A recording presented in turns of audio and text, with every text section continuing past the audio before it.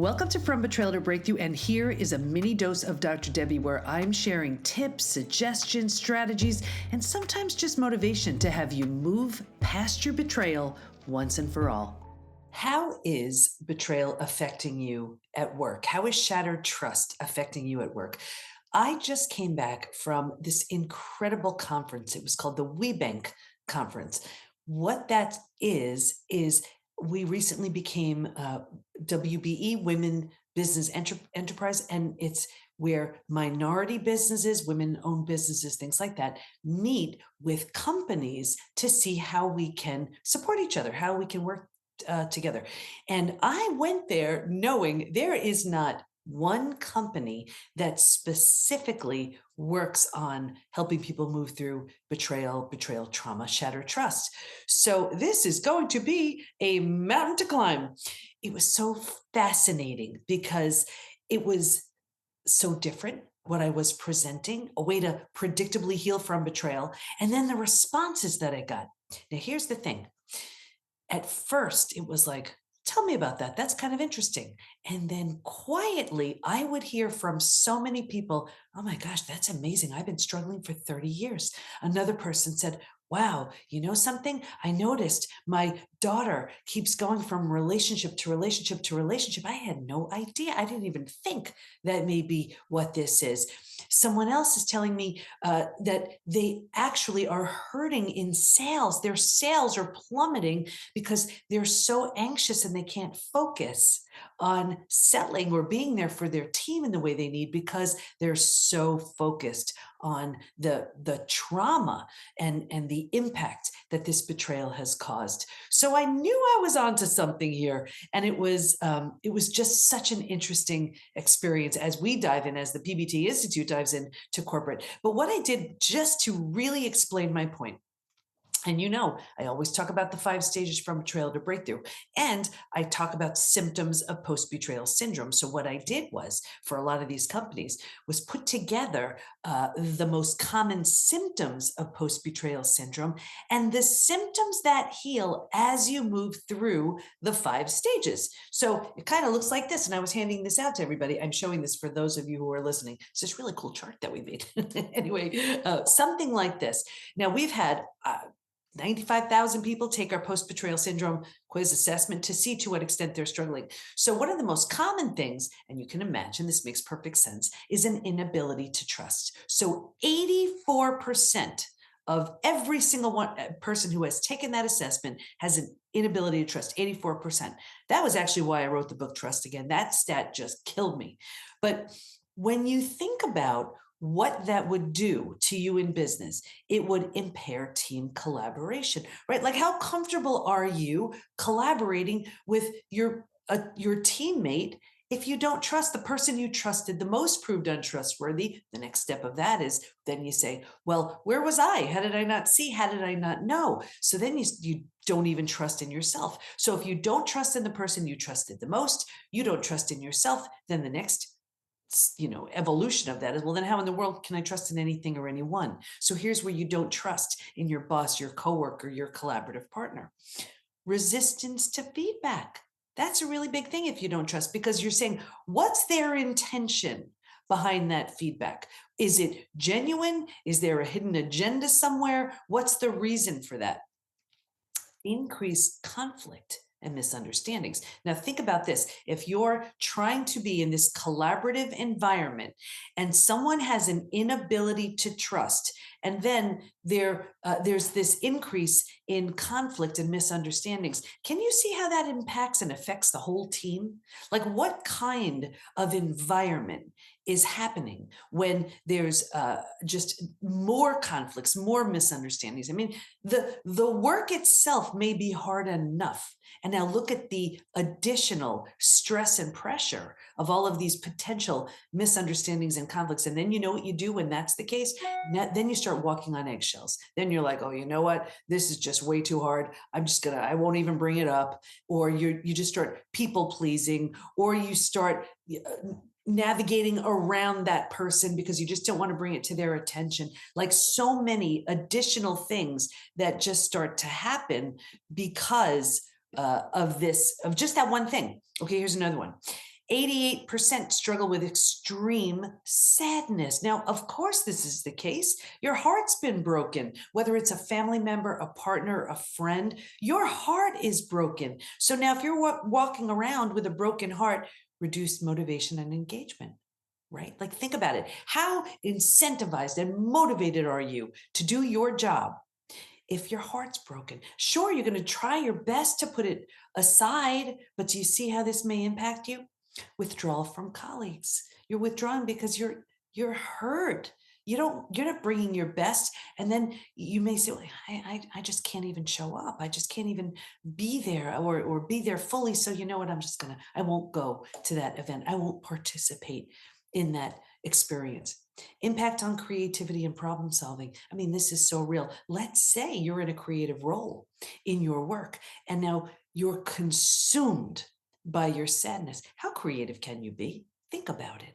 You can't, your mind can't go to those places where creativity shows up because you're consumed with what's hurting you and hurting your heart.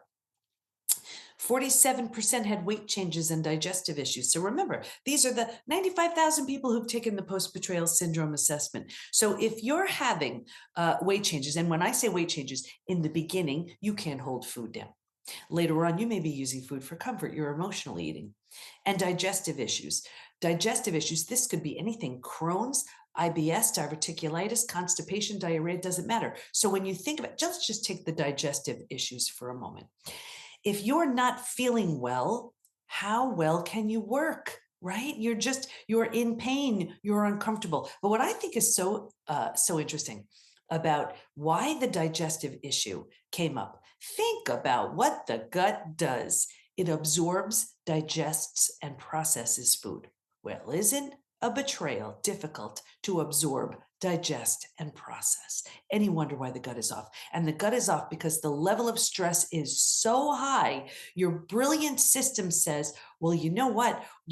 It's like you're running from a saber-toothed tiger. You're running from a tiger. It is not the time to focus on digestion. So the digestive system is shut down in order to bring more blood and oxygen to the lungs, the heart, the limbs, so you can run to safety. So that's why you're not digesting well. You don't have the resources, and then so the gut is struggling. And then think about it. You may go to the most well-meaning, amazing gut experts and they give you a beautiful protocol. But if a betrayal and shattered trust is at the root of it, how well is that protocol going to work? And then think about it. If you're emotionally eating, now you're trying to soothe through food. You're using that as just a way to numb, avoid, and distract. And then what happens after the binge? You're angry with yourself. You're disgusted at what you've done. Well, that's the perfect setup for another binge. And it's this cycle of never getting to the actual root of it because you're doing your best in all this pain to numb from it. And yes, it's temporary, but the minute you have that last bite, you know it hits you hard. The pain is still there, the problem is still there, and now you're dealing with the additional consequences of what all these binges are doing to your body, to your confidence, to your health. So any wonder how that's going to affect you? Think about it. How it affects you on the job would be through your health. Now, if your company is paying for all these healthcare costs, well, this is costly because now you have all of these health related issues and diseases very likely coming from the way you're maneuvering and managing as best you can through this experience. Job performance, of course, increased medical leave, impact on professional image. So let's say you're in a role where you have to be out there. Maybe you speak, you represent your company, you represent your product, your brand, whatever it is, and you don't feel well. Don't you think that's going to affect how you show up when you're meeting with someone, when you're putting your message out there? Of course it does. Okay, 78% felt overwhelmed. So if you're feeling overwhelmed, think about the additional mistakes and errors you make. Now, I know personally, when I'm overwhelmed, I will drive by an exit. I will forget someone's name. I forget someone's name on a good day, but if I'm overwhelmed, it's even worse. Think about when you're overwhelmed, what that does. Now, the continual and constant sense of overwhelm because you're navigating through this shattered trust and betrayal. The rug has been pulled out from under you. You have all of this additional stuff to do as you're working, as you're raising your family, maybe taking care of aging parents, all the other additional obligations you have. Miss deadlines, right? You're consumed with what's going on. So then you forget a deadline. Or what about just even forgetting someone's birthday or forgetting something that is important to you? Increased risk of burnout. This is so true. Your body can only handle so much stress. We put insane amounts of stress on ourselves. We just keep going until the body says, you know what, I'm just done. Well, something like shattered trust and betrayal exhausts your body. You don't have the reserves. So now you're putting these additional requirements on yourself, and that is a recipe for burnout. 68% had an inability to focus and concentrate. So think about that.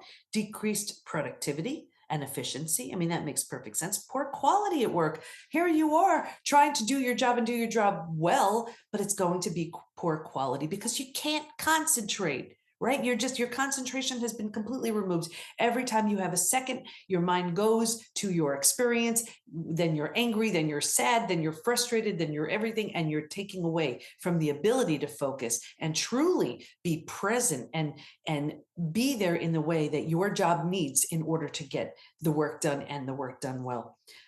Difficulty in learning and development. Let's say part of your job is you need to learn new skills. You need to learn new things. Well, it is virtually impossible to learn something new when your body's in survival mode. I'll never forget when I had crashed and burned from, this was not even my betrayal. This was just from stress of toxic relationships. This was way before that.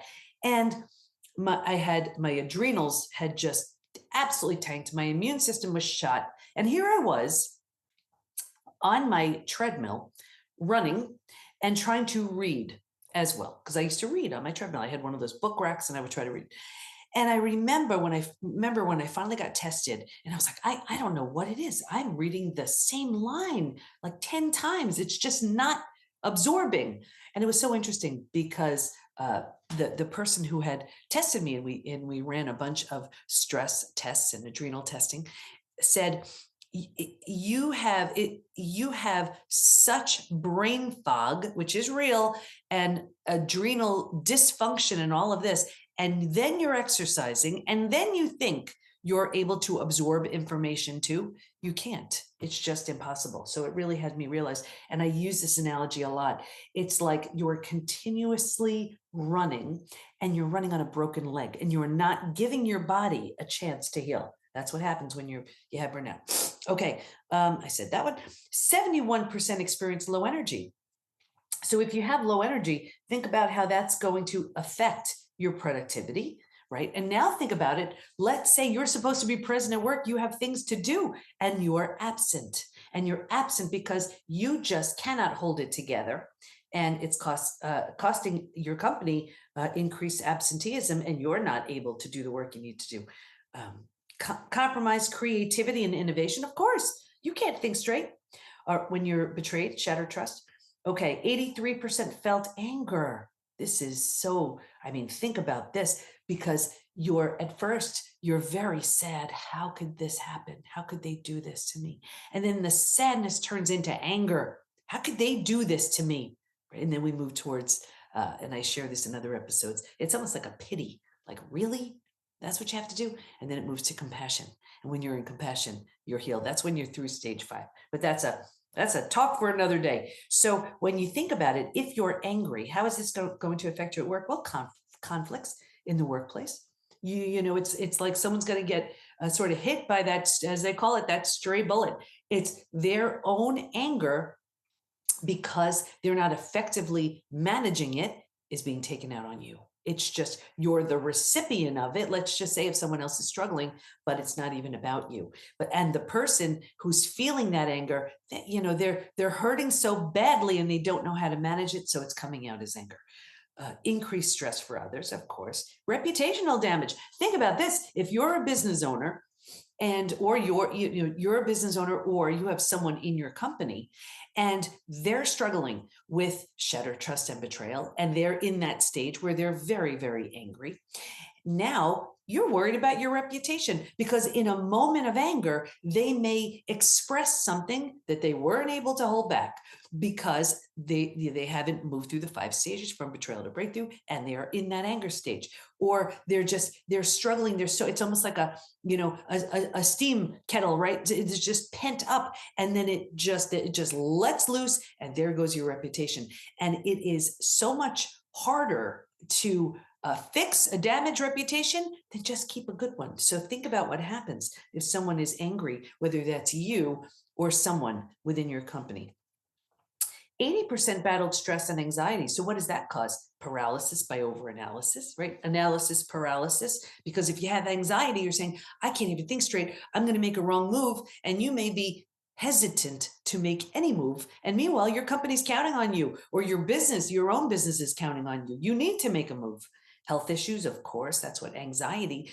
If you have this chronic prolonged stress, you're headed for every single stress-related symptom, illness, condition, disease. Burnout, again, burnout risk. And I'll give you one more. 81% felt a loss of personal power. Again, out of 95,000 plus people. So how is that going to affect you? Decreased productivity. How productive are you going to be if you don't feel powerful? You don't have that sense of personal power. Difficulty in collaboration and trust building. How comfortable are you in collaborating if you don't trust yourself and you don't trust your ideas? You don't feel confident in what you are sharing. So maybe you hold back. Well, what's that going to do to your business? And difficulty in decision making.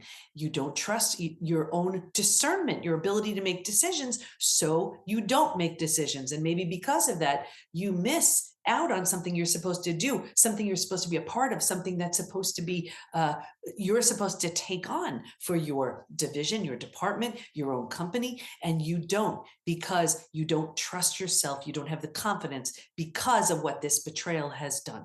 Do you see how this shattering of trust and unhealed betrayal affects you in business? I mean, it's just so, it affects you, of course, outside of the workplace, right? In your family, with your friends, your coworkers, or all of it. But what it does in the workplace, it's shattering.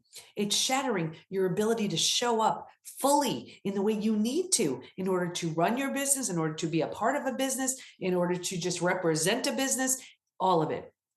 The good news is, as you hear me say every single episode, when you move through the 5 stages from betrayal to breakthrough, you move through all of it. And that's the exciting thing. Like, for example, and I those of you who are listening, I'm showing right now this chart I made of the most common symptoms of post-betrayal syndrome, how it affects people at work, and then the symptoms that heal as you move through the stages. There is no guesswork here. Remember, I did the research, so I have the proof. As you move through the stages, certain symptoms just heal. But the most common place we get stuck, stage 3, that's where you have the most symptoms of post-betrayal syndrome. That's where companies are paying the most in healthcare cost, absenteeism, turnover, low morale, low productivity, all of it. And that's where you're wondering, am I going to lose my job? Am I going to get fired? That's where people come into the PBT Institute saying, oh my gosh, I can't hold it together, all of this. So what are the reasons to heal? You want to be fully you. You don't want to walk around with these health symptoms. You don't want to walk around with this mental, emotional anguish. You want to get the issues out of the tissues. It doesn't matter if this is a repeat betrayal stemming from your first betrayal. Maybe you were a little kid and you've had relationships confirming a belief that you created out of it, that you were less than, unworthy, unlovable, undeserving, whatever. Either way, and you may realize at this very moment, oh my gosh, I have spent a lifetime having relationships to confirm a belief that no longer serves. Beautiful. And here's where a lot of people get angry because they say, oh my gosh, this has been going on 30, 40 years. It doesn't matter. If you didn't realize this right now, it could be going on another 30, 40 years. The beauty is you can't change what you're not aware of. What I want to do is make you so aware of how this betrayal, even if it happened decades ago, is affecting you today. Just because it happened a long time ago does not mean it's not holding you back now. It just means you're in stage 3 longer. We could be in stage 3 for life. Transformation begins in stage 4. Now, I'm not saying you're not doing wonderful things to move you through. That's great. If that's the case, if you're in stages 4 and stage 5, beautiful. And we actually have within the PBT Institute this amazing handout that shows its milestones and markers, what you'd be seeing, feeling, experiencing at each stage. This way, you know, if you are not seeing, feeling, experiencing these certain things, do not stop right here. It is predictable. Keep going until you get to the next stage, until you look, feel, live, perform better. This isn't just winging it here. This is what the research proved. So I just want you to know that there is so much to you on the other side of your healing. If you've been betrayed, if your trust has been shattered, it wreaks havoc on your body, on your mind, and your heart. You've also been initiated, and you've been initiated into this opportunity of you're not just staying under the radar anymore. You've been hit so hard, and because of it, you have all the incentive you need to transform. Most people don't transform, they don't undergo this transformation unless they've been hit hard. It's not the kind of thing where you just wake up like on a random Tuesday and you're like, it's a good day to transform. It doesn't really work like that. You have hit rock bottom, or you've had this intense moment of anguish, moment of clarity, where you say either that's enough and that's it. I don't care what it takes. I'm doing this, or you just have this realization that you've been tolerating something for so long that just no longer suits you. Now, if you're one of those people who's just been hanging out in stage 3 for decades and you didn't even realize you're there, maybe you realize, I've been playing so small. I'm settling for okay. I'm settling for mediocre in my health, in my work, in my relationships. You're not meant for that. So here's where a crash is a beautiful thing, because it gives you all of that incentive and then momentum to really become this version of yourself that never would have happened had the experience not happened. As you hear me say all the time, that's trauma well served. So if we can help you within the PBT Institute, that's all we do. Whether you're an individual just looking for help, whether you're an entire company or team, the idea is the stage 5 version of you. If you had a glimpse of what your stage 5 version of you you would never waste another minute in stage 3. Let's get back your health. Let's get back your mind. Let's get back your body. Let's get back everything you want and so much more. And that's all in stage 4 and stage 5. So if I can help you with any of that, that's all I'm here to do. I hope this has helped you realize what's happening when this unhealed betrayal, when this shattered trust is left unhealed. It's only that it's unhealed. It's not only for some people and not for others. This is a roadmap every single person can go through. It's only moving through the 5 stages from betrayal to breakthrough. So I hope this helped, and I'll see you next time. You need the right tools, support, and the right community to move through the 5 stages from betrayal to breakthrough. And we have all that within the PBT Institute. So join us at the PBT, as in post-betrayal transformation, thepbtinstitute.com. There's a version of you who's so confident, healthy, peaceful, and happy on the other end of your healing. And we can't wait to help you get there. We got you. Thanks for listening. And here's to your breakthrough.